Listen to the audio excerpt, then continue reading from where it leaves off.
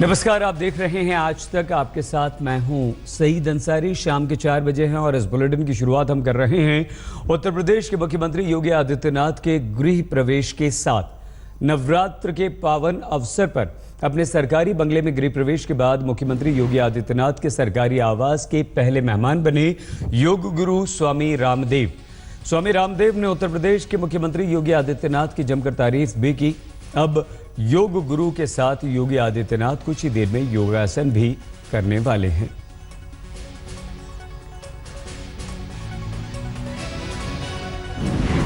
आजाद भारत के इतिहास में पहली बार एक महंत को, एक योगी को मोदी जी ने मुख्यमंत्री बनाया है। वैसे भी भारत को राजा महाराजाओं ने नहीं, फकीरों ने, साधु संतों, ऋषि मुनियों ने, योगियों ने बनाया। और एक योगी का देश के सबसे बड़े प्रदेश का मुख्यमंत्री होना, और वो भी एक योगी के साथ जो कर्मयोगी है, युवा है, योद्धा है, परफॉर्मर है। और पिछले 7 दिनों में ये दिखा दिया है कि एक मुख्यमंत्री क्या कर सकता है। और मात्र अवैध बूचड़खाने बंद करने की बात नहीं, मात्र शराबबंदी की बात नहीं, मात्र जो है अपराध को नियंत्रण करने की बात नहीं, माने एक सुरक्षित और एक समृद्ध, गौरवशाली, संस्कारवान, महान उत्तर प्रदेश का निर्माण कैसे हो। क्योंकि राम की भूमि है, कृष्ण की भूमि है, शिव की भूमि है।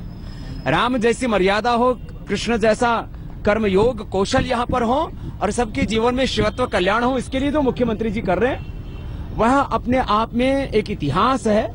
और विकास के भी हर क्षेत्र में जो वो संकल्पित हैं, मुझे लगता है पूरे देश के लिए उत्तर प्रदेश एक आदर्श बनेगा। और आज अभी हम जो योग महोत्सव, उसके निमित्त यहाँ पर आए। 4 बजे मुख्यमंत्री जी खुद उसमें आने वाले हैं। और मुझे पूरा विश्वास है यहाँ शिक्षा में योग को लेकर के, चिकित्सा में योग को लेकर के, समाज जीवन में योग के व्यापक विस्तार को लेकर के, और इसके साथ साथ संस्कृत शिक्षा और संस्कृत का एक बोर्ड बनाने के लिए इस भी संदर्भ में हमने बात की है।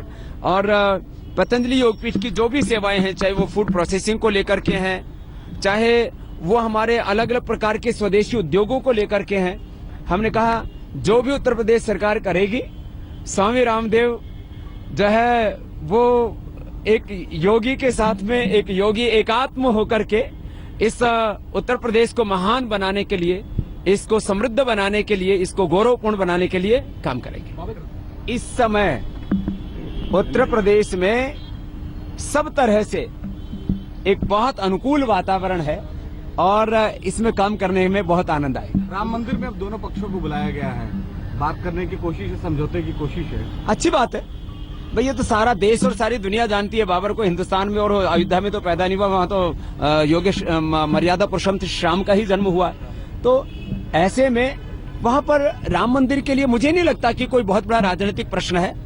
आपस में मिल बैठ करके इसका जरूर समाधान निकलेगा। रुख अगली खबर का। उत्तर प्रदेश में मिली हार का दर्द समाजवादी पार्टी के मुखिया मुलायम सिंह यादव ने लोकसभा में बयां किया।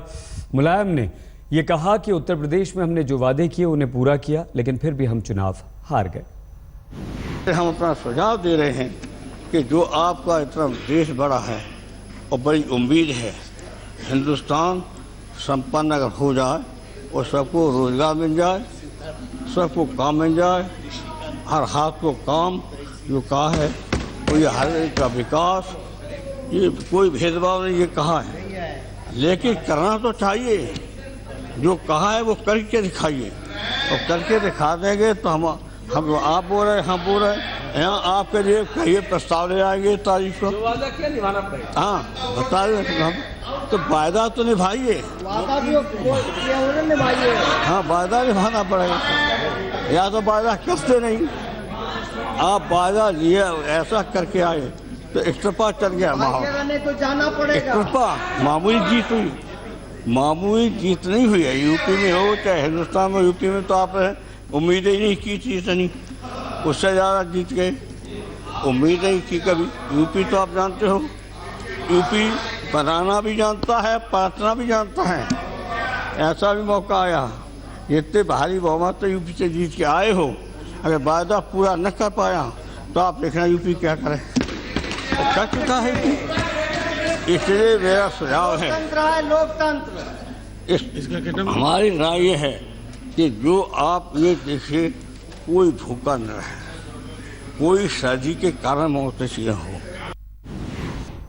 उत्तर प्रदेश में योगी राज पर रोड साइड रोमियोज की शामत आ चुकी है, लेकिन कुछ इलाकों में पुलिस की काहली से दबंग कानून को रौंद रहे हैं। ये कहानी बागपत की है, जहां एक गांव में सीआईएसएफ की एक एएसआई के साथ वहां के प्रधान के बेटे ने छेड़छाड़ की और विरोध करने पर बेटे के घरवालों ने लड़की के घरवालों को बुरी तरह से पीट दिया।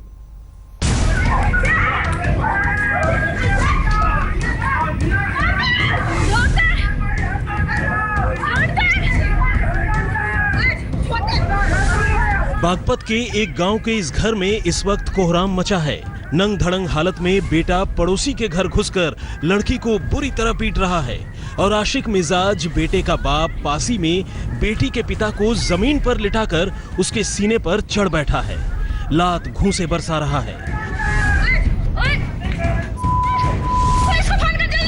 और ऐसा करने वाले भी कोई और नहीं बल्कि इसी गांव की प्रधान राबड़ी देवी का पति और उसके बेटे हैं। अब जब ग्राम प्रधान के घरवाले ही इस तरह कायदे कानून के सीने पर चढ़ बैठे तो भला गांव के दूसरे लोगों से क्या उम्मीद की जा सकती है। लेकिन इत्तेफाक से प्रधान के परिवार की ज्यादती की ये तस्वीरें पीड़ित परिवार की एक दूसरी लड़की ने अपने मोबाइल फोन के कैमरे में कैद कर ली। पूरा परिवार लहूलुहान हो गया, लेकिन पुलिस है कि मामले को रफा दफा करने में लगी है। यूपी में योगी राज में एक तरफ तो रोड साइड रोमियोज के खिलाफ अभियान चल रहा है, वहीं दूसरी तरफ इस वाकये में कुछ लोग घर में घुसकर अकेली लड़की को छेड़ने की जुर्रत करते हैं और विरोध करने पर यूं मारपीट की जाती है और पुलिस इसके बाद भी कोई असरदार कार्रवाई नहीं करती। वो मेरी बहन ने बनाई थी किसी तरह, उनसे छुप के मेरी बहन ने किसी तरह वो वीडियो बनाई थी। तो उसकी वीडियो खोजने के लिए भी जो उसके जो है बाड़ खाड़े जो उसके साथ भी बदतमीजी करी। तो इसका फोन खोज लो, वीडियो खत्म करो, उनको डिलीट करो। सीआईएसएफ में एएसआई इस लड़की के पिता किसी काम से घर से बाहर गए थे, जबकि एएसआई और उसकी बहन घर में अकेली थी। मौका देखकर प्रधान के बेटे मनीष ने घर में घुसकर लड़की से छेड़छाड़ शुरू कर दी और विरोध करने पर मनीष के साथ उसका पिता और भाई भी वहां आ पहुंचे और उन्होंने जो कुछ किया वो सब कुछ कैमरे में कैद है। हालांकि इतना होने के बावजूद पुलिस ने कसूरवार लोगों के खिलाफ सख्त कानूनी कार्रवाई की जगह सिर्फ उन्हें पाबंद करने की कार्रवाई की है और अब हालत यह है कि पीड़ित परिवार ही खौफ के साए में जी रहा है। दुष्यंत त्यागी, बागपत, आज तक। और अब हम आपको दिखाने जा रहे हैं बेहद खास तस्वीरें सीधे लखनऊ से। मुख्यमंत्री योगी आदित्यनाथ अपने सरकारी बंगले में गृह प्रवेश के बाद पहली बार बंगले का मुआयना करने पहुंचे हैं। ये एक्सक्लूसिव तस्वीरें सिर्फ और सिर्फ आज तक पर आप देख रहे हैं। योगी आदित्यनाथ ने आज ही मुख्यमंत्री आवास में गृह प्रवेश किया है और ये घर के अंदर की तस्वीरें हैं। उत्तर प्रदेश के मुख्यमंत्री योगी आदित्यनाथ अपने सरकारी बंगले में प्रवेश करते हुए 5 कालिदास मार्ग, जो कि मुख्यमंत्री का सरकारी आवास है, गृह प्रवेश किया है उत्तर प्रदेश के मुख्यमंत्री योगी आदित्यनाथ ने। और आज शुभ मुहूर्त था, इसी शुभ मुहूर्त में योगी आदित्यनाथ ने गृह प्रवेश किया है। सुबह पहले नवरात्रि की कलश पूजा हुई इसी घर में और उसके बाद यह गृह प्रवेश हुआ है।